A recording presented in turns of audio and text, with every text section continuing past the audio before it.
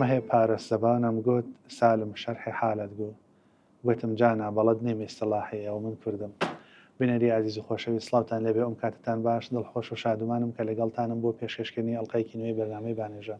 لە سەروبەندی ڕۆژی جیهانی زمان و زمانی دایکداین گفتوگۆەکەم لەبارەی پرسی زمان و زمانی دایک و کوردی وەک زمانی دایک و ئاڵنگاریەکانی بەردەم زمانی کوردی بەتابەت لە باشووری کوردستان و ڕۆڵی ئەدەب یان هونەر بەگشتی و فۆلکلۆر و ئەدەبی زارەکی لەم نێوەندەیە بۆ ڕاگررتنی جۆرێک لە باڵانس جۆرەك لە ئەبدەیتکردن و تازەکردنەوەی زمانی کوردی ئەم پرسانە و چەندین پرسیتر ڕوبڕووی میوانەکەم زۆر بەڕێز دکتۆر بهێروزی چمەن ئاراکەمەوە کە بەڕێزیان توێژوری لێکۆڵەری جددی بوارەکەن دکتۆریان زۆر زۆر خۆشحاڵم زۆر سپاسەکەم ئەگەر لەوە دەست پێ بکەین لە وەک سەرەتایەکی تیۆری بچێ ناو پرسەکەەوە زمان چۆن بناسێنین یان زمان چییە پێناسە گەلی زۆر لەبارەی زمانەوە کراون پەیوەند بە زمانی کوردیەوە توانین بڵێن زمان چییە بەڵێ بەڕاستی پرسیارێکی زۆر قرسە ئەوەی کە زمان چییە و زۆر بیرمەند و فیلسوف و زمانەوەنەوەە هەوڵیان داوە کە بزانن چی ئەم زمانە چۆن ناتوانن پێناسەی بکەن ناکرێت لە ڕستەیەک و بە وشەیەکەوەە تاوان لەزەری زۆر بابەت نووسراوە بەڵام ئەوەی کە بە ئامەتوانین بڵێن ئەوەیە کە زمان سیستەمێکە کام سیستەمە کەلکوەر دەگرێت لە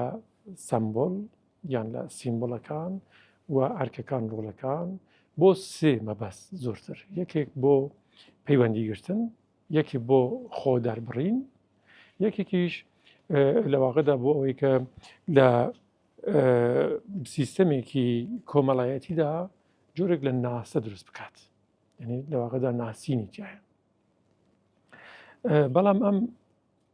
سیستمەکە باس لێ دەکەین خۆی 6 جۆری دیوی هەیە یعنی لە 6 دیودا ئەتوانین باس لێ بکەین دیوی سەرەتاییەکەی کە لە واقعدا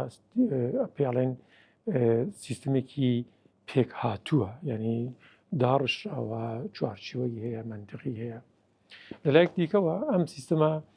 پەیوەندیدار پەیوەندیانەیە یعنی ئەسەن لە سەرەتاوە بۆ ئەوە دروست بۆ کە پەیوەندی پێوە بگیرێت و لە لای دیکەوە دیوی کۆمەڵایەتی هەیە یعنی کە من و تۆ دروست ئەکات تەبەقە دروست دەکات پەیوەندی دروست دەکات هێز دروست دەکات لە واقعدا دیوی فەرهەنگی هەیە دیوی سیاسی هەیە فەرهەنگی مەبەستم کولتوریەکە ڕەنگە هەندێک کەس لێرە مەبەست لە فەرهەنگی منەزان لایەن وابێکە مەبەستم قاموسە بەڵام نامبەستم کولتورە و دیوی سیاسیشی هەیە زمان کە وەکو یەک سیستم هەموو ئەمانە پێکەوە دەبێت ببینی تا پێ بڵێت بەکردەوە زمان چییە بە ناوەڕۆک زمان چییە و پێناسەکەی دەبێت چی واتە شتێکە کە بەردەوام دەگۆڕێت زمان شتێکی گۆڕاوە و ئەو جازێمان پیادات کە هەم خۆمان بناسیێنین هەم پەیوەندیمان لەگەڵ ئەوی دی لە ڕووی زمان پەیوەندی لە ڕووی هێز لە ڕووی تەبەقە لە ڕووی جۆری پەیوەندی کۆمەڵایەتیەکان و لە ڕووی ئایدنتیتی یا شتێک پیاڵێن پێناسەی خۆمان پێمان دکتۆر لە سەروبەندی ئەم پرسی بەڕێستانەوە من ئەوم بۆ دروست بوو چۆن ئەتوانین زمانی کوردی بناسیین وەگەزانین جۆرێک لە فرە یا لە فرێشێ وەزاریتیایە کە دەڵێن زمانی کوردی مەبەستمان لە کام دیالکتەیەتی یان شتێکمانەیە بە ناوی زمانی کوردیە ئێمە دیالکتەکانی زمانی کوردیمانەیە ئەم جۆرە لە وروژاندن چۆن باسکەین ینی چۆن بەدوای ئەم پرسەیە بڕۆین سەبە نمونە ئەگەر کەسێک بە کەسێکی تر بڵێ زمانی کوردیم پێ بڵێ یا پێم بناسێنە ئێمە چی ئەدەینێ یەکێ لە دیالکتەکانی ئەدەینێ یا هەموویانی ئەدەینێ باشە کەواتە زمانی کوردی بێت چی بێت لە ئێستا زمانی کوردی کامەیە بزانە بە شوێ مێژووی کە تماشای زمانی کوردی دەکەی لە هەر یەک لە دەورەکانی زمان لە ڕابردووە تاکو ئێستا هەر کەسێک لە هەر شوێنێکەوە بە شێوەزاری خۆی کە قسە کردو پێوتە کوردی باشە کەس نەیوتووە کە کوردی یەک کوردی دوو کوردی سێ تەنانەت لە سەردەمێکە کە ئێمە وێژەی گورانیمان زۆر بەهێزەوە لە دڕستانەوە تاکو کەرکووک و تاکوسەریشەوە لە نیبەرە و هاوسنوور دەبێت لەگەڵ دنیای کورمانجی هەر کەس قسە کات ئەڵێت مەزمونش ماشان لەفزە گورانی بەڵام لۆ بەرەشەوە دێت ئەڵێت ئەو شتێکە من خەریکم بەڵێم ئەمە کتێبێکە لە مەجموعی ئەشعاری کوردی خۆیان بە کورد دەزانن و ئەوش بە کوردی دادەنێن ئەوەی کە ئەهلی ناوچەی سلێمانی و شارەزورە بە کوردی دایدەنێت ئەوەی کە خەڵکی کرماشانە بە کوردی دایدەنێت لە واقعدا چەمکی کوردی چەترێکە بەسەری سەری هەمومانەوە بەڵام دیالکتەکانی ئێمە شێوەزارەکانی ئێمە بە پێچەوانەی زۆرێک لە زمانەکانی دیکە لە دەوروبەرمان ئەوەندە گەورن کە جار ئەو هەستەمان پێدەباخشن زمانێکیان هەیە کە خۆیان یەک زمانن لە ڕاستیشدا ئێمە سەرەتای کێشەکانمان لە کاتێک و دەست پێ دەکات کە بە شێوەی زانستی و لەسەر کاغاز گەرەکمانە بزانین زمانی کوردی چییە ئەگەر نە خەڵکی یاسایی کێشیان نەبووە لە سەدان ساڵی ڕابردوو کە هەمومان بەڵێ کوردی ئاخەوین ڕاستە لەکێک لەگەڵ مۆکریەک ڕەنگە بەڕاحەتی نەیانتوانی بێت پەیوەندی بگرن بەڵام ئەگەر مۆکری کاتی بێت بۆ کرماشان لەکێکی بینی بێت لەکەکە وتوە ئایا ئەمە کووردە چۆن من کوردم بەڵام ئەوە چۆنە کوردیەکە تۆ قساکە ئەگەر بە پێچەوانەکەی لەکی بچی بۆ ئەوێ ئەوان کە خۆیان بە کوردەزان ئەڵێن تو کوێنەریت کەوا قساکی واتە جۆرێک لە خۆ بە ناوەندزانینێک لە ناو کوردیدا وجودی هەیە ئەمەش هۆکارەکەی یەکێکەوە بووە کە پەیوەندی کەم بووە دوو هەر یەکێک لە دیالکتەکانی ئێمە شێوەزارەکانی ئێمە ئەوەندە گەورە بوون کە ئەو هەستەی بە ئێمە داوە چۆن ئەژماری ئاخەوەران زۆر بووە ئەدەبیاتیشیان بووە و نەریتەکانشمان لەسەر زمانەوە فۆلکلۆریش پێ بووە بەڵگەی پێ بووە بڵێ من خۆم ناوەندم و ئەمە کێشەی بۆ مەساز کردو لەسەر کاغاز ئەوەیە کە من چی بکەمە پێوەری کوردی پێوەری کوردی دیالکت نییە پێوەری کوردی هەندێک تایبەتمەندی زمانی وەکو فۆنۆلۆژی وەکو دەنگناسی کە تۆ لە زمانی کوردی تماشاکەیت هەندێک دەنگ هەن کە لە هەموو دیالکتەکان وجودیان هەیە واتە هەر کاتێ ئەوە بینی ئەزانی ئەمانەی کە ئەو دەنگانەی تیان ئەمە کوردین ئەوانەی تیان نییە لە پراوێزی کوردیدان بۆیە بە باوەڕی من نە هەژماری وشە نە هەژماری کەسەکان نەک چەندێک بەرهەم هێنراوە بە یەکی لە شێوەزارەکان ئەمانە پێوە بۆ ئێمە نین بۆی کە بڵێن ئەو کوردی بنەڕەتیەکەیەوە باقی لەگەڵ ئەوەدا باش پەیوەندیان هەیە دکتۆرم جۆرە لە قەرەباڵقی و دەوڵەمەندی دیالکتەکانی زمانی کوردی بە باوەڕێ بەڕێسانەگەر بە پێم بۆ چوونە بێ جۆرێک لە دەوڵەمەندی و هێزە بۆ زمانی کوردی بە دڵنیاییەوە باشە کەواتە بۆم گرنگە باس لەوە بکەم کە گۆرانێک یا هەورامێک یا سۆرانێک یا کرمانجێک یا بادینێکەوەی بۆ هەموو چەمکانە باس کراون هەتا زیاتر گۆرانتر بێ زیاتر کورتترە تا زیاتر سۆرانتر بێ زیاتر کورتترەوە نیە یعنی هەورامێک بە هەورامی بوونی خۆی داخلی ناو تۆخە کوردیەکە بێ و کرمانجێکیش بە هەمان شێوە ڕاستەن پرسی کوردی لە ئارادا نەبووە پێشتر پرسی هەورامی بوون یان کەڵوڕبوون لەک بوون یا لوڕبوون لە ئارادا بووە چۆزانم کرمانج بوون یا کورمانج بوون لە ئارادا بووە کەس نێپرسیوەکایە تۆ کورد نیت هەمیشە بووە ئێمە لە سەردەمی مۆدرن لەگەڵ ئەم پرسە ڕوبەڕوو بوونێتەوە کە من ئێستا تماشای زمانی فارسی یەکەم زمانی عەرەبی یان مابەخی زمانەکان ئەو کاتە بە پێی ئەوە تماشای خۆشم دەکەم ئەبینم من زمانێکم ئەبینم من لوڕێکم ئەبینم لەکەم ئەبینم هەورامی بە پێی ئەوەش کە چەکەکەم ئێمە لەگەڵ دەستگایەکی دانراوێنی ڕێگەیەک لە پێشدانراو بۆ لێکۆڵنەوەی کوردی ڕوبەڕووین کاکسوایی کە تەمەنی کەمتر لە 100 ساڵە ئەم دەستگایە کاناڵێکی بۆمە دروست کردووە تیشکی خصوص سەر هەندێک شوێن و هەندێک شوێنی لە ئێمە شاردوێتەوە و ئەڵێت دەبێت لەناو ئەم چوارچێوە تماشا بکەین لەو چوارچێوەدا بنەڕەت و بنەمای تێگەشتن لە زمانی کوردیان کورمانجی داناوە بۆچی بۆ ئەوەیە کە دەستگای نوێی زانکۆیی لە ئەوروپا سەرەتا لەگەڵ کورمانجەکانێک لە دوای شەڕی یەکەمی جیهانی چوبوون بۆ ئەوروپا ئاشنا بوو و کوردیان بۆ جورە پێناسە کرد یعنی یەکەم ڕوبەڕووبوونەوە لەگەڵ کوردەکان کوردێک بوو کە کورمانج بوو و دەیتان لەوان وەردەگرت وا بوو کە کاتێک کورمانجیان پێناسە کرد هەر لقی دیکە لە زمانی کوردیان کە دەدوزیەوە یان کەسێکی وت من کوردم هاتن لەگەڵ کورمانجی بەراوردیان دەکرد کە تۆ بەراورد دەکەیت کورمانجیەکەیتە بنەما تەبعاً هەورامی ئەکەوێتە ئاخردی و ئەکەوێتە ئاخردی و بەڵام ئەگەر تۆ هەورامی بە بنەمادا بنەی کورمانجی ئەکەوێتە ئاخردی دکتۆر لەم نێوەندەوە ئەتوێ بڵێ ئەو دۆخە مۆدێرنەیە کاتێک لە پرسێکی وەکو زمانی ستانداردیش دروستەکات کێشە بۆ دۆخە کوردیەکە دروستەکەوانە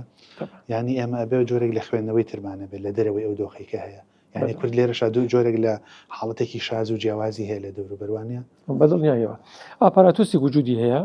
کە خەریکە شتێک پیشانی مادات کە ناڕاستە و ئێمە لە سەردەمێکە ژین وەکو کورد کە ئێمەش توانای بەرهەمهێنانی ئاپاراتوسی خۆمانمان هەیە یعنی ئێمەش دەتوانین دەستگایەک دروستکەین ئێمە زانکۆمان هەیە ئافرین ئێمە زانکۆمان هەیە ئێستا لە زانکۆی سلێمانی لە زانکۆی کوردستان لە هەولێر لە هەمووی زانکۆکانی هەرێم وانەیەکت هەیە بە ناوی وانەی کوردۆلۆژی بزانە وشەی کوردۆلۆژی وشەیەکی ئستعماریە وشەیەکی ئۆریێنتالیستیە ئەوان لە سەردەمێک ئەوان بە ئێمە بەسەر ئێمەدا سەپاندوویانە کە تۆ شەیەکی وەکو کتێبێک وەکو بەردێک وەکو کێوێک هیچ کەسێک ناڵێت فارسۆلۆژی هیچ کەسێک ناڵێت جرمەنۆلۆژی هیچ کەس ناڵێت عەرەبولۆژی ئەوە نایان کردووە بەڵام بۆ کورد کردویانە ئێستا 50-60 ساڵ بەسەرەوە تێدەپەڕێکە لە دنیای ئاکادمیکیشدا ئەو وشەگە لە نەماوەنمە وشەگەلی دەرەجەدارن مدەڕەجن یعنی خەڵک دادەبەزێنن ئەمانە دژی مافی ئێمە بەڵام زانکۆکانی ئێمە لە خەودان زانکۆی کوردی ئێمە نەک نەیتوانیوە ئاپاراتوسی خۆی بەرهەمبێنێ بەڵکو نەیتوانیوە خۆی بەدەست سیستەمی ئێستێمارەکەیش ڕزگار بکات هێشتای کە هێشتایە ئێمە خەریکین لە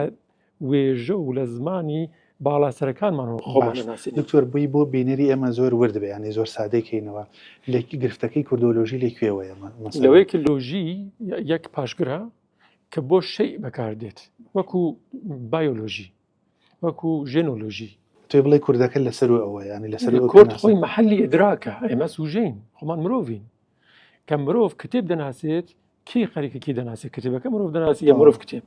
ئێستا کە تۆ هاتت خەڵکێکت نەتەوەیەکت خستە شوێنی شەی ئەوە لە واقعدا دەست و پاکەت بڕیوە مشکت بڕیوە ئیتر وجودی نییە ینی خەریکی لە پرۆسی بەشتکردنی کەسەکانیت ئافرین ئێستا قسە چییە قسە ئەوەیە کە ئێمە وریایی لە وجودماندا نییە لە ئاپاراتوسێکی کوردی سازکەین بڵێن کاکە من خۆم زانکۆم هەیە مامۆستام هەیە پارەم هەیە دەسەڵاتی سیاسیم هەیە ئابووریم هەیە هەموو شتێکم هەیە منیش وەکو چۆن ئێران خۆی لەو سیستمە دەرباز کرد کردوێتی بە لێکوڵینەوەی ئێرانی منیش یەکەم بە لێکوڵینەوەی کوردی چۆن لە دەرەوە زمانی کوردی وەکو بەشێک لە زمانی ئێرانی پێناسە دەکەن منیش لێرە دێم زمانی کوردی وەکو شتێکی جیاواز سەربەخۆ بە دیالکتەکانیەوە پێناسە دەکەم بۆچی باشترین توێژەرانی من نابێت لە کوردستان بن یا نابێت پەیوەندیان ڕاستەخۆ لەگەڵ کوردستان بێت ئەو پرسیارگەلێکن کە ئێمە بەداخەوە نەمان کردووە یعنی تێگەشتنمان لەسەر خۆمان هی خۆمان نییە ئێمە تێگەشتنمان لە چاوی ئەویدیەکە کە ئەویدیشە یاری ئێمە نەبووە زۆر باشە دکتۆر هەموو جارێک دوو ئاراستە دژبەر ئەوەستنەوە ئاراستێکیان ئاراستە شعری و چوزانم ئەوەیە کە جۆرێک لە هێزی نەتەوەگەرایی ئەوانەی تایە پێی وایە زمانی کوردی زمانێکی زۆر زۆر دەوڵەمەندە و زۆر جار پشت بەوە دەبەستێکە لە شاعیرەکانەوەی هێز وەرەگرێ مەسەلەن هەرەودی ڕێژ سالم کە خوێندمەوە یان مەسەن لە حاجە قادری کۆییەوە کە ئەڵێ بەلاغەتێکی هەیە هیچ زمانێ ناگاتێ لە بێت تەعسوبی کوردانە بێ ڕەواج بێ بەهاو و زۆر دێڕێتریش لای نالی هەیە لای خانەی قوبادی ئەوەی کە ئەڵێ کوردی شیرینتر و زۆر شتی تریش لە بەرامبەر ئەوەیە هێزێک هەیە ئەڵێ زمانی کوردی هێشتا زمانی زانست نییە و یا زمانی فەلسەفەنی و زمانی شارە لەسەر دەوڵەمەندی و هەژاری زمانی کوردی ئەتوانین چی بڵێن یان پێوەرەکانی هەژاربوون و دەوڵەمەندبوونی زمانێک چی ئەگەر بڕێک لەسەر ئەوە بوەستین بەڵێ بزانە لە ڕووی زمانەوە هەر وەک پشتیش ئەرزم کرد ئێمە دیوەکانمان جۆر بەجۆرن لە هەر دیوکە بە کەمرایەکی جیاواز دەتوانی تیشکی لەسەر قیت و قسە لەسەرکەی بۆ ئێمە لە دیوی فەرهەنگی زمان یان لە دیوی پێکهاتەی زمان مەسەڵەن لە پێکهاتەی مە دەنگناسیمان هەیە ڕستەسازیمان هەیە مۆرفۆلۆژیمان هەیە لەگەڵ واتاسازیمان هەیە وانە کە تو تماشای زمانی کوردی دەکەی لە بەراورد لەگەڵ زمانی فارسی کە زۆر لە ئێمە نزیکە تو تماشا کە دۆربەرمان زمانگەری دۆربەرمان چین فارسیە عەرەبیە تورکیە گورجیە کە من قیاسەکەم زمانی کوردی لەگەڵ زمانی فارسی کە لە ڕووی بنەماڵایی خێزانیش زۆر نزیکی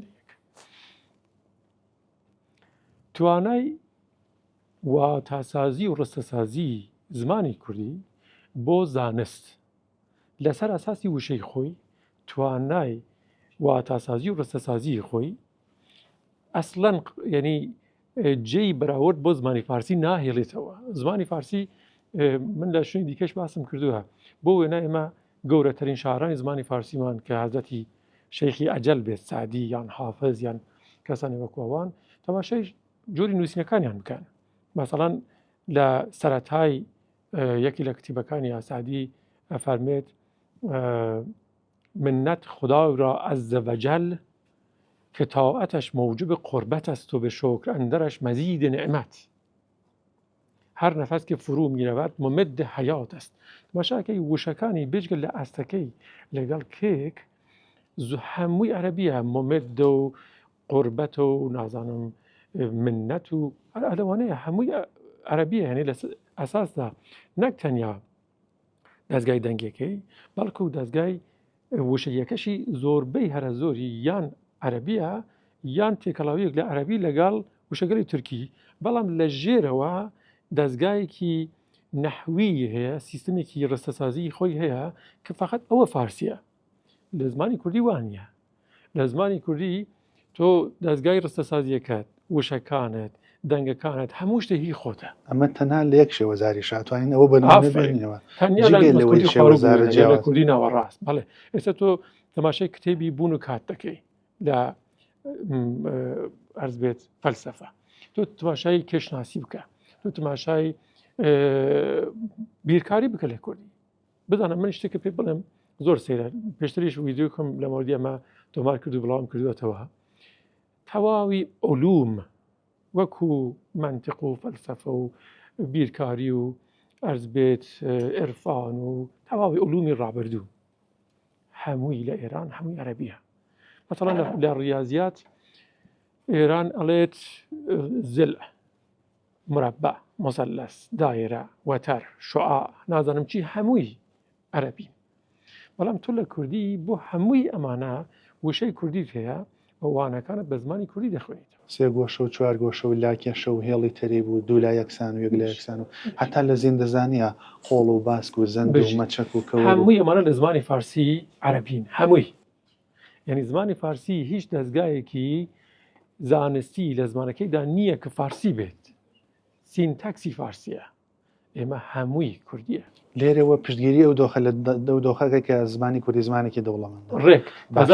بە جوانی خۆت ئاماژەتدا کە ئەمە یەکێک لە دیالکتەکانی ئێمە ئەگەر دیالکتەکانمان تێکەڵاو ببن و من لە توانای دیالکتەکانی دیکەی خۆم کەڵک وەربگرم دووهێندە و ئەگەر لە سەتا 98 زوانەکەم هی خۆم بێت یەک دووشە یا یەک دوو لە سەدی عەرەبی یان شتی دیکە بێتە ناو زوانەکەم بە شێوازارەکانی تر ئەوەی شەتوانم خەبەریکەمەوە دکتۆر پێ دوایە جاری واشە ئێمە هێشتا نەمان خسووتە ناو تاقیکردنەوە زمان وەڵا خراوە چۆن ئێمە لە ئەم لە هەفتاکانەوە بەرەو ئەم بەر لە هەرێم لانیکەم ئەزمونێکی زۆر زۆر باشمان بووە لەو سەردەمێک کە کوڕی زانیاری بوو مامۆستایان پێکەوە دادەنیشتن بۆ هەموو کتێبەکان دەستیان کرد لە کانیاوی زمانی کوردیەوە چ وشیان دەرهێنا چ وشیان بۆ داتەشی و واتەکانیان پێ ئەپێکا و پەروەردەمان بۆ شیوە دەستی پێکرد بەڵام بەداخەوە ئێمە لە سەردەمی مۆدێرن بەهۆی ئەوەی کە کەمتر خەریکین دەست پێ بکەینەوە هێز هەیە ینی مەکان هەیە دڵنیاییەوە ئێمە ئەسەل بەداخەوە لە دوای وەریاییەکی زمانی و ئایدنتیتی یعنی شۆناسی ئێستا خۆمان پیاکۆتووە لە هەرێم بۆچی بۆ ئەوەی کە ئێمە لە ناسیۆنالیزمێکمان هەبوو بەرگریەکمان هەبوو بۆ ئەوەی کە خۆمان بناسیێنین ئەوە هەمووی لە زماندا بوو پێشتر بەڵام کە سەربەریەکی سیاسی بەسەر خاکە بەدەست هات ئێمە کۆچمان کرد لە دنیای زمانەوە بۆ دنیای خاک و ئەمە ئێمە تووشی گرفتێکی زۆر گەورە کردووە ئێمە یعنی زمانی کوردی داوە بەدەستی جۆرێک لە ڕقابەتی نابەرابەرەوە ئێستا تماشاکی دەستگای جیهانی زمانی ئینگلیزی لێرە لە بریتیشەکان بریتانیایەکان ئەمریکایەکان هەموو لە هەرێم تەشریفیان هەیە مادارس هەموو بە ئینگلیزی نووسینەکان مناڵەکان بۆ کە بچنە سەر کارێک دەبێ ئینگلیزی بزانن و قوتابخانەکانمان هەموو لەسەر ئاساسی مۆدلگەلی پەروەردەی بریتانیایی یان ئەمریکی خەریکن ئاخوێنن و ئەمە نەک تەنیا بابەتی زمان بەڵکو دابڕانی کۆمەڵایەتی دروستەکە یعنی منداڵ لە بنەماڵی خۆی دەبڕێ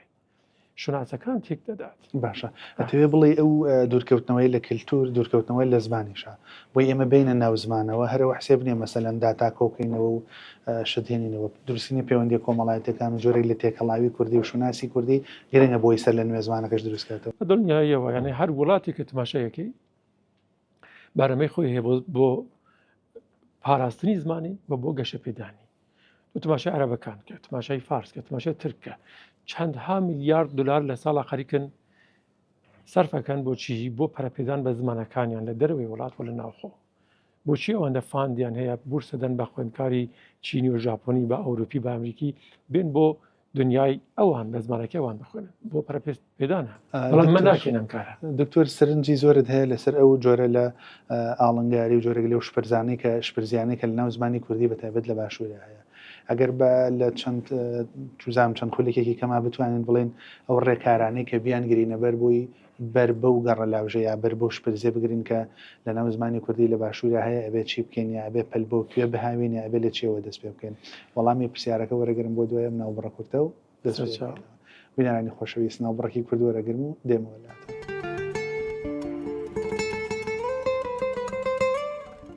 بینەری خۆشەویست گەڕامەوە لاتەن دکتۆریان لە پێش کورتە ناوبڕەکەەوە خێریک بن باسمان لەوە کرد پێم وایە بە کۆکی لەوەیە لە جۆرێک لە شپرزی و جۆرێک لە ناتەندروستی دۆخی ناتەندروستی زمان هەیە لە بەتایبەت لە باشووری کوردستان هەڵبەت مەسمان لە زمانی کوردیە چی بکەین بۆی حەدی ئیمکان بڕێک لەو گرفت و قوارتانە کەم بکەینەوە ینی جۆرێک لە هۆشیاری و هۆشیارە لە چێوە دەستپێیەکە کە تاکی کوردی بەتایبەت لە باشووری کوردستانە لە بەرامبەر زمانەکە هەیبێت پرسی چی بکەین پرسێکی گرینگە زۆر کەس وەڵامی ئەم پرسیاری داوەتەوە لە واقعدا شتێکی نەوتراو نییە کە من ئەرزی بکەم بەڵام بەڕاستی ئەزمموی وڵاتانی تر یەکێک لە ئەو بابەتگرێکی ماتوانین بەڕاحەتی کەلکی لێ وەرگین بۆ وێنە ئێمە ئێستا ئاکادمیای کوردیمان هەیە ئاکادمیای کوردی ئێمە ئەسێک لە لاوازترین شوێنگەلێکە کە تو لە جیهان ئەتوانی ئاماژەی پێ بدەیت یعنی بەداخەوە ئەگەر 20 ساڵی پێش یەکدان نامیلکەی دەرکردو لە دوای ئەوە ئیتر هیچ خۆی ئابدەیت نەکردو هیچ چاودری ناکرد لە کاتێکە لەلایەن ئەنجومەنی وەزیرانە و ئەو هێزەی پێ بەخشراوە کە چاودری بکات کە سەتۆ تماشای شارەکەیت ڕوخساری شارەکانمان لێرە زۆربەی تابلۆکانمان زۆربەی نووسراوەکانمان بە زمانی ئینگلیزین ئەوەی زۆر گەورە زمانی کوردی لاوازە لۆ بەرەوە کوردیەک ئەنووسێت فەرمیەکان ئەرزەکەم کە من بۆ خۆم بەدڵی خۆم پێم خۆش بێت هەڵە بنووسمەوە بابەتی ترە بەڵام شتێکە بە فەرمی دەنووسێت ئێستا لە هیچ قۆناغێک لە قۆناغەکانی زمانی کوردی ئەوەندە بەدەستی خودی کورد خەریکی لە ناوچوون نەبووە کە ئێستا خەریکا بێت ئێستا ئێمە پەلاماری بەهێزترین بەشی زمانمان داوەتەوە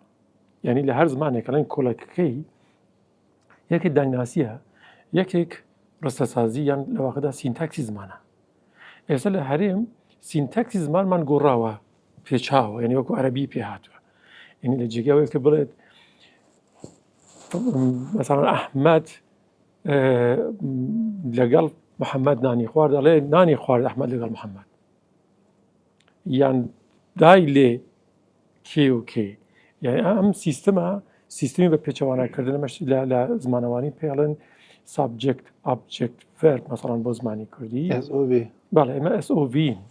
لە کاتێکە ئێستا لە هەرێم بە پێچەوانە پێ هاتووە یعنی ڤەرب یان کردار هاتوۆتە سەرەتاوە زۆربەی شوێنەکان وایە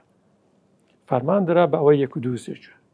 ئەم کارە بکرێت 1 2 بەوە ئەمە کەی زمانی کوردی وا بووە ئەمە ناوەشیاریکە هەیە تابلۆکانمان تماشاکەی ئێمە تەنیا دڵخۆشیمان ئەوەیە کە چەند ناو لە هەولێر گۆڕاوەکو فڕۆکەخانەی هەولێری نێودەوڵەتی کە گۆڕا دروست بوو شکر بخوا بەڵام لە 180 لە یان 90 تابلۆکانمان لێرە ئێستا لەسەر ئەساسی عەرەبی دکتۆر چاکردنەوەی ئەم دۆخە جگە لە ئەکادیمیای کوردی ئەبێ کەیتر مەسەڵەن بە باوەڕی من چۆن ئەمری بۆ دارکراوە لەلایەن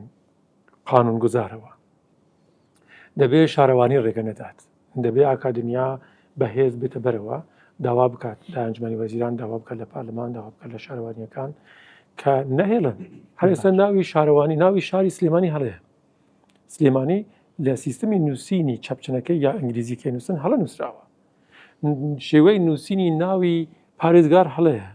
شێوەی نووسینی ناوی شەخەمەکانمان هەڵەیە یعنی بەداخی زۆر گرانەوە هیچ کەسی بۆ بڵێ ئەکادیمیا جگە لەو دۆخی کە مەسەڵەن لە هۆڵەکان ئاکۆ ئەبنەوە و ئیشگەلێکی وەکو توێژینەوە و لێکۆڵینەوە و گۆڤاردەرکردنەکەن ئەبێ زیاتر شۆڕ ببنەوە بۆ ناو دۆخەکان بەڵێ دەبێت ساڵانە گزارش بدەن ڕپۆرت بگرن بزانن چەندێک گۆڕاوە چەند نەگۆڕاوە دۆخی زمانی کوردی چییە کەسانی پسپۆر لەگەڵیان بن ئەوانەی کە بۆ زمانی کوردی ئیشەکەن. باوەرت بەو شتە هەیە کە ناوی لێنراوە جۆرێک لە چاودێری زمان یا ئەگەر توزانم چەمکەکە ڕاست بە بڵێن پۆلیسی زمان باوەرت بۆ جۆرە ڕقابە هەیە کە ببێت ببێت یعنی لە کاتێک باس لە لانگوێژ پلانینگ یان پلاندانان بۆ زمان دەکرێت چاودێریکردنی زمان بەشێک لە پرۆژەیە. تەبان پۆلیسی زمان بۆ مانە نییە کە کەس حەقی نییە بڵێت هیچ کەسی ناتوانێت بەری ئەمیاوە بگرێت، بەڵام تۆ دەبێت ئاستی فەرمیبوونی زمان بپارێزی و ئەمە لە هەموو جیهان وایە. کەس ڕێگەت پێ نادات و بڕێت لە بەغدا تەماشایکە یا لە تاران لە ئستانبول یا لە ئەوروپا لە هەر کوێنێ تەماشا بکەی زمانی فەرمی وەکو خۆی دەنووسێت وەکو خۆی دەخوێنێتەوە، بەڵام لای ئێمە وان نییە. یعنی هیچ شێوەی فەرمیبوونی لەسەر ئەساسی زمانی کوردی وەکو ستاندارد وجودی نییە. ستاندارد تازاڵم لە سیستەمی کوردی ناوەڕاستی خۆمان لێرە خۆ من نامەوێت هەمووی زمانی کوردی بێت، بەڵام لەسەر ئەساسی هەرەوەی لێرە هەیە ئەوەش نەکراوە، چاودێری بۆ دابین نەکراوە، ڕپۆرتی ساڵانە وجودی نییە. قوتابخانەکانمان مامۆستای یعنی یان بێخەمن کەمتر خەمن یان خۆیان پەروەردەی سیستمێکن کە زۆربیان زمانی کوردی وەکو پێکاتەی گەورە نابینن و ناناسن. دکتۆر بڕێک ئەمە بەرکوڵێکی باش بوو لە بابەت زمانەوە وی تۆزێک ڕفتێکەمەوە بە ئەدەبیاتەوە بە تایبەت و بە گشتیر بە فۆرمە هوەریەکەوە هوەریە ئەدەب لەکوێوە ئەتوان دەستباری جۆرێک لە هاوکاریکردنی زمان بن ئەدەبی دەوڵەمەندی کوردی کلاسیک ڕۆمانتیک ڕیالیزم هەتا پێشتریش فۆلکلۆر لەکوێوە توانێت دنەیەکی باش بێ بۆ زمانی کوردی مەسەلەن سەردەمەگەمە ئەگەر لە ئەدەبی زارەکیەوە دەست پێ بکەین نیشتیمانێک لە ئەدەبی زارەکی جیاوازمانە سیرەکەی لە هەورامانە سیا چەمانە سەرڵەدا دەرکەوتەکەی مەسەن لە بەشێکی تری کوردستان بێ بە حەیران بێ بە لاوەک بێ بە بیت ئەمانە ئەتوانن گەنجینەیەکی باشی زمانی کوردی بن ئێمە هەمیشە بۆیان بگەڕێنەوە. تەنیا گەنجینە نییە بزانە با تەسەوورکەین بێنە بەر چاوت 1000 ساڵ پێش ئێستا هەورامانە و جەماعەتێکن پێکەوە خەریکن نەژین ئەتوانی تەسەوورکەی لەو قسانەیەکە لەو ڕۆژانە کردویانە چەندێکی بەجێماوە لە 100 ساڵ دوای خۆیان هیچ نازانین. یعنی ئەتوانێت هزاران میلیۆنان کەس لەسەر ئەرزا بێت کە بەبێ ئەوەیە کە یەک بەڵگەلیان بەجێما بێت لە ناو چوو بن، بەڵام کە وێژە دیت وێژە مەبەستمە شتە نیە حتمەن ئەنووسرێت. فۆلکلۆر بۆ وێنە فۆلکلۆریش چەمکێکی گەورەیە خۆی لەواقعدا لۆر بە مانای زانست فۆلکیش یعنی خەڵک یعنی زانستی خەڵکی کە هەموو شتێک دەگرێتەوە چۆن بۆ وێنە کشت و کاڵەکێ چۆن کەسی بەدی دێت نەریتێک ئەگەر هەیە یا کەسێک ئەگەر ئەمرێت هەمووی ئەوانە فۆلکلۆرن، بەڵام ئەو شتەکە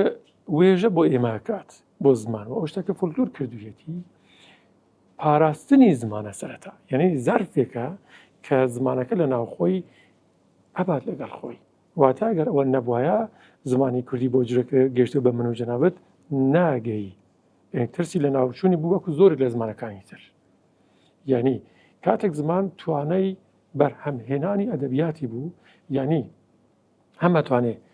سیستەمێک چێ بکات کە ریتمی هەیە مدی هەیە و نەزمێک انتزامێکی هەیە کاتوانێ زمانەکەی بخاتە ناو ئەوە کە بمێنێتەوە لە مێشدا. یەک دوو ئەتوانێت ئەو ئەرکی زمانەکە وتین گۆڕایە یعنی گۆڕا بەمانەیەکە هەمیشە دەگۆڕێت ئەدەبیات ئەتوانێت بیگۆڕێ جۆرێک لە ئەبدەیت و تازەکردنەوەی یعنی وشەمان هەیە ئەچێت لە ناو شێرا زایە بێتەوە مدڵی دیکە بەخۆی ئەگرێت معنای دیکە بەخۆی دەگرێت هەم معناکان پان و بەرینتر دەبنەوە هەم وشەکان ئەگۆڕن. دکتۆر من سەرنجی ئەوەمیە لەوانەیە لە سەرەتایە کە بە کەسێکی وتی بێت گوڵەکەم جۆرێک لە جیاوازی نێوان وشەکە و ماناکە هەبووە بەس کێسە بە کەسێک دەڵێ گوڵەکەم یا دڵەکەم هەستەکەی تاوە نزیک بووتەوەی جۆرێک لە دایکبوونی وشەیەکی ترە چوزانە باشە. ئەمە یعنی لە واقعدا نەک تەنیا ئەرک بەڵکو ئەمە کارکردی ئەدەبیاتە و کارکردی فۆلکلۆرە، بەڵام فەرقێکی هەیە لە بینی فۆلکلۆر و ئەدەبیات کە دوو دەنەکارەکەن. فۆلکلۆر کۆمەکە کات بۆ پاراستنی زمان، بەڵام زمان لە دۆخێکدا کە هێشتا تەبەقات لە ناوی نییە یعنی هێز لە ناوی دابش نەبووە. ئەدەبیات بەهۆی ئەوەی کە خۆی دیاردەیەکی تەبەقاتیە یعنی بۆ چینێکی تایبەتە بۆ کەسانی خوێنەرە بۆ باڵادەستە هەوڵەدات زمان فەرمی بکاتەوە. باش دکتۆر قسەت لەسەر ئەوە چییە کە مەسەلەن هەستەکەی لە حتا لە دامەزراوە فەرمی و زانکۆکان و چوزانم ئینستیتوت و بنکەکان و ئەوانەیە بەشێکی بەرچاو زۆر کەم نەبێت مەسەلەن ئەم فۆلکلۆرە پەراوێز خراوە ئەوە سیا چەمانەوە بیتەوە چوزانم کە ئەگەڕیتەوە بۆ مەسەلەن جۆرێک لە بیتبێژی کوردی ئەو بیتی برایمەوە کە بیتی سەیدەوانە سیرەکەی جگە لە هۆشیاری زمانێکە جۆرێک لە مێنتاڵەتی و عقلێتی کوردی تایە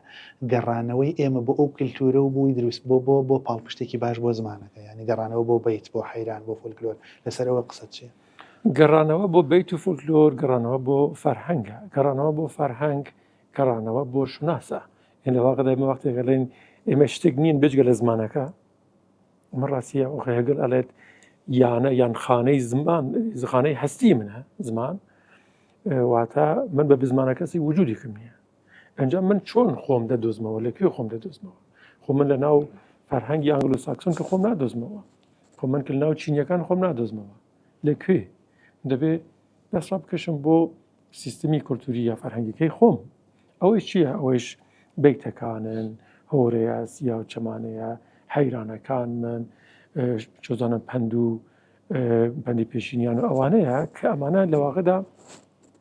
وەکو دیئنئەیەکانی فەرهەنگی من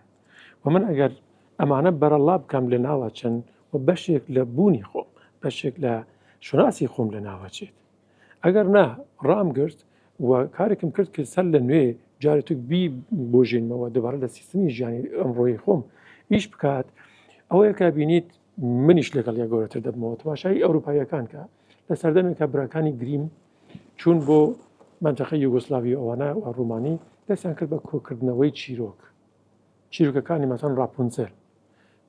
یان شتێکوەکو هێنتل و گرێتسێل ئەمانیان نووسی لە دوایەوە لە سەردەمی مۆدەرن و تەماشایەکەی سینەمای جیهان خەریکێت کارتۆن دروستەکات لە واقع میدیای جیهانی کارتۆنی سیندرلا دروستەکات کە هەموو جیهان خەریکن ئەیبینن و هەموو لەگەڵ بەهاکانی ناو ئەو کارتونە مناڵەکانی مە بە بەهای ئەوان خەریکن گەورە دەبن باش لە کاتێکە ببوورەوەڵێ لە کاتێکە سەدان چیرۆک و بیت و نازانم نەزمی تایبەتی کوردی خۆمانمان هەیە کە کامل لێ بێخەبەرین ئێستا من ئەگەر بە بەردەنگی جنابەت بڵێم کە لە شانەمای کوردی چەندێک ئەزانی زۆرێکڵەن شانەمای کوردی چیە مەگەن ئەتەوێ بڵێ قابلێتی ئەوەی تا حکایەت و داستان و چیرۆک و ڕاز و مەتەڵ و پەندی پێشینیانی ئێمە کە بەو شێوەی ئیسرادی دەرەوە بکرێن حتا لە ناو یاریە فۆلکلۆرەکانیشمانە دکتۆر هێزێکی ئەوە هەیە بیدۆزینەوە بیکەن بە ئەپێکی تازە و ئێمەش بینێرینە دەر ڕێک وایە هەموو شتێکی بۆ ماڵپەرکەکانمان ناڵێ یاری منداڵەکانمان بناڵێ ئێستا لە کۆمەلگای کوردەوای لە هەمووی کوردستان چەندانە یاری ڕابردوومان هێناوەتە دەورەی نوێ چەندانە لای دایەکانمان هاهێناوە دەورەی نوێ ئێستا خەریکە زۆربەی مناڵەکانمان بە دەنگی یان بە یوتیوب و بە ئەرز بێت میدیای ئینگلیزیەوەنە گەورە دەبن بە کارتۆنی ئەوروپی خەریکن یا چینی و ژاپۆنی خەریکن گەورە دەبن کە گەورەتریش دەبینەوە بە سریال و نازانم شتی تورکی و کولومبیایی و ئەوانە خەریکین ئەژین ئەمە ئەو کێشەیە کە تۆ پەیوەندیت لەگەڵ ڕێچکەکەت بڕا ئیتر ویڵ ئەبی بەرەڵا ئەبی ئەتوانێت وەکو چۆلەکەیەک کە فڕی گرت بەسەر هەر لقێکەوە ئەتوانێت دابنیشێ ئەو کاتی کوردی کووە بۆیە گەڕانەوە بۆ خۆ لە پەروەردەوە دەست پێ دەکات و حاکمیەتێک ئەگەر وجودی ببێت لە کوردی و عەقڵێک ئەگەر وجودی ببێت لە حاکمیەتی کوردی دەبێت تیش بخەتە سەر ئەو شتێکە خۆی هەیەتی و بگەڕێتەوە بۆ ناوخۆ و دەست ڕابکەشێت بۆ ئەدەبیات بۆ نەریتەکان بۆ ئەوانە نەک بڵێم ئەواندا ئیتر ئێمە دۆگم بین هەر بەرەو ڕابردوو بچین بەستی من نییە بەڵام نوێکردنەوە بەشێک لە سیستمی جیهانیە و ئێمەش دەبێت ڕێز لە میراتەکەمان بگرین کەچی تەماشای موزەخانەکانمان کە تەماشای کتێبخانەی کوردی بکات تەماشای قوتابخانەکان کە ئێمە لە دۆخێکی زۆر خراپ دێن کاکسایی دکتۆر لە پاش قۆناغی فۆلکلۆرەوە قۆناغی ئەدەبی نووسراو کە دەست پێیەکە ئەوەی کە بە کلاسیک دەست پێیەکە زۆرجار مەسەلەن ئەگەر لە دۆخەکەی با بڵێن دۆخە سۆرانیەکە ئەوەی کە بە کوردی ناوەند کە بەوە ناوی دەرکردووە لە دۆخە گۆرانیەکە هەستەکەی نالی کە دێت هێز لە هەندێک وشەی بیانی وەرەگرێ ئەوەی کە ئەڵێ فارس و کورد و عەرەبم هەرسێ بە دەفتەرگرتووە یان سێرەکەی لای مۆلەوی بێسارانی هەندێک وشەگەل هەن کە ئەکرێت لە دەرەوەی زمانی کوردی بن بەس بۆم گرنگە ئەو پرسیارە بکەم هەستەکەی کوردێنراون هاتوونەتە ناو سینتاکسی SOV زمانی کوردیەوە لەگەڵ دۆخە کوردیەکە شێدراون جاری وهەیە کە بۆ ئەوی تری وەرگیرا و زمانەکە کە لی وەرگیراوە بۆی ئەنێرینەوە نایناسێتەوە مەسەلەن طعام ئەکرێت تام ئەکرێت طعام بێ مەسەلەن مۆبەت ئەکرێت محبەت بێ چوزانم هەتیتەوە ئەوانە ئەمانە هێزی زمانی کوردی پیشانەدەن لە بەرامبەر ئەوی زمانێکی تری ئەوی دیە کە ئەیهێنێت و لی وەرەگری و هەرسیەکاو کە بۆ ئێنێرێتەوە نایناسێتەوە ئەکری ئەمەش بە جۆرەك لە دەستکارێکردنابنی خۆ ماڵیکردنی وشەی بیانی ئەمە دیاردێکە لە هەموو زمانەکانی جیهان هەیە بەڵام هەندی زمان هەن وەکو زمانی کوردی خۆی زۆر وشەی هەیە هەندێکیش وشەی بیانی وەردەگرێت هەندێک زمان هەیە کە زۆرینەی وشەکانی هی خۆی نین وەکو زمانی فارسی ئێستا زمانی فارسی بوێنە ئەڵێت استعمال دخانیات أكيداً ممنوع استعمال دخانیات أكيداً ممنوع هەمووی عەرەبین کەچیت ئەو بە فارسی دەیدەنێت یان وشەگەلێک لە لای عەرەب بردوێتی بۆ لای خۆی معانیەکەی هەندێک گۆڕاوە بۆ وێنە لە ئێران ئەڵێن ئینقلابی ئیسلامی لە کاتێکە ئینقلاب بە مانای باشەکەی نیەوە ثەورەت الئیسلامیە واتە لە زمانەکان ئەمە شتێکە کە دەکرێت ئەمە زمان بەهێزتر دەکاتەوە لە زمانی کوردیش ئەوە نیمە بڵێن قەدەغەیە نابێت بێت ئەتخەزات بێت بەڵام جوانی زمانی کوردی بەشێکی ئەوەیە کە ئەوەندە بەتوانایە کە وشەیەک لە زمانی دیکەوە دەکرێت بە جۆرێک ئەی کوردێنێت کەیتر ڕەنگی ئەویدیەکەی پێوە نامێنێت ئەمە بەهۆی ئەوەیە کە زۆرینەی وشەکانی ئێمە و سیستمی سینتاکتیکمان و واتاسازی زمانی کوردی بەهێزە بەڵام لێت ناشارمەوە ئەمە لە سەردەمی ڕابردوو بە جۆرێک لە توانای زمانی کوردی تیا بوو بەڵام لە سەردەمی ئێستا زۆر خراپ بووە پەیوەندی بە چێوە ڕەهایی لە سەردەمی ڕابردوو چینی خوێنەوار ئەو کاریە کرد حەزەتی نالی ئەو کاری دەکرد حەزەتی نالی تماشاکەی چەند زمان ئەزانێت یان حەزەتی مۆلەوی خۆتۆ عەقیدەکەی ئەبینی لەم بەر شەری کوردی گورانیشی دەبینی ئەتێ بڵێ جۆرێک لە هۆشیاریان هەبوو هۆشیاری هەیە ئێستا لێرە تو تماشاکەی خەڵکی ئاسایی بە وەکو شتی چۆزانم وەکو باران وەکو قەچەقەتەی باران خەریکە وشەی زمانی بیانی بەکارەهێنێ بۆ ئەوەی کە بڵێ من یەک ئەزانم و دوو لەبەرەوەی کە پەروەردە نەکراوە کە بە زمانەکەی خۆتەوە جوانی جۆرێک لە ڕاکردن هەیە لە سەردەمێکا کە مەسەڵەن کورد لە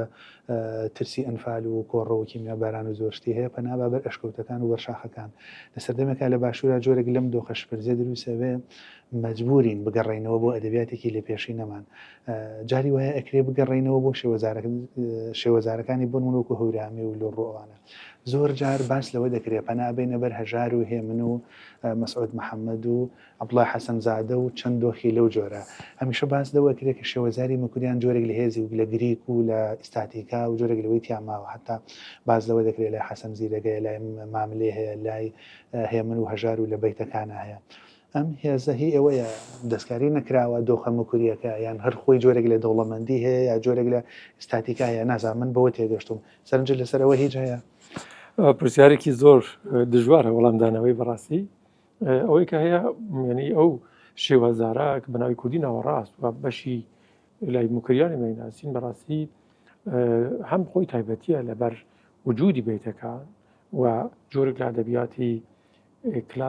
کلاسیک پێ ناتوانین بڵین بەڵام چۆن کلاسیکەکانی ئێمان پێیان ئەڵێن کلاسیک مەسەڵانەوەی کە مەسی کوچکەی بابانمان هەیە بە کوردی ناوەڕاست پێک ئەهێنرێت و دوایی دێت و لە سیستمی ڕۆژنامەگەری لە سیستمی مدیای کوردی دەسەڵاتێکی سیاسی پشتی دەگرێت دەسەڵاتێکی مدیایی پشتیەگرێت و ئەوە کارێکەکات کە بە دەسەڵات و بە بەرهەمهێنان خۆی نوێ بکاتەوە و ئەم نوێکردنەوە هەر هەمان شتێکە ئێمە ئارزومانە بۆ هەرێک لە دیالکتەکانی دیکە بۆ هۆرامیش بکرایە ڕنگ بۆ هۆرامی توانای لە کوردی ناوەڕاست زۆرتر بووایە بەڕاستیە یعنی ئەو توانایی هەیە پێشتر ئێمە ئەو توانایی کە ئێستا خەڵکی باسی دەکەین لە ئەدەبی گورانی بوو ئەدەبی گورانی لە لۆڕستانەوە تاکو سەرەوە لە ناو دنیای باکوور هینی بوو ینی کەسێک بەرهەمی پێهێنا بەڵام لە دوای هەرسێنانی لاوازبوونی کەسبوونی کوردی ناوەڕاست شوێنەکەی گرتووە ئەوەیەکە کەسێک وەکو من کە کوردی ئاخیوەری کوردی خواروم هەوڵەتەم کوردی ناوەڕاست بڵێم لەبەرەوەی ئەم باشە یەک وشەکانی ستاندارد کردووەتە ڕادەیەک من ناتوانم ڕاحەتتر بی پێکم بۆ شتێک پێویستمە. دوو هەروەردەی هەیە، سێ دەسەڵاتی میدیایی هەیە و بەم جوورێ بە باوەڕی من ئەگەر ئێمە بۆ هەر یەک لە شێوەزارە کوردیەکان بەرنامەمان بواە ئەمان توانی ئەو دەسەڵاتەوە و هێز و وزەیە لەو شێوەزارەدا وە لە ئەدەبیاتیان ببینین، بەڵام ئیتر کەمێک لاسەنگ کۆتوین. زۆر باش. پرسی گەلی زۆر ماون باسییان کەین چ لەبارەی زمان چ لەبارەیەدەوە بەس بەداخەوە کاتی بەرنامەکەم هەرێندە فرسەتمەدا من ئومێد دەکەم لە فرسەتی تررا بتوانم لە خزمەتی بەڕێستا بن ئەگەر وەکو دواوە تەشتێکی کورتما بە پێشکەش ببینێ و بەردەنگی ئەمە بکەین. سپاس دەکەم. زۆر سپاسانەکەم. جای دیکەش و زمانی دایکی پیرۆزبایی ئەرز دەکەم و هیوادارم ئەلام 2025 لەم ساڵی تازەیە و لە دوایان ڕۆژەوە لە خۆمان دەست پێ بکەین، بیر لێ بکەینەوە و بگەڕنەوە بۆ زمانەکەمان و ئەو شتەکە گەیی بەدەستمان ئێمە شوکو ئەمانەتاری بیگەینەوەی داهاتوو بە شێوەی ئەمان و ساڵ. دەستان خۆش بێ و زۆر سپاس. من چێژم لێ وەرگەر دکتۆری خۆشەویست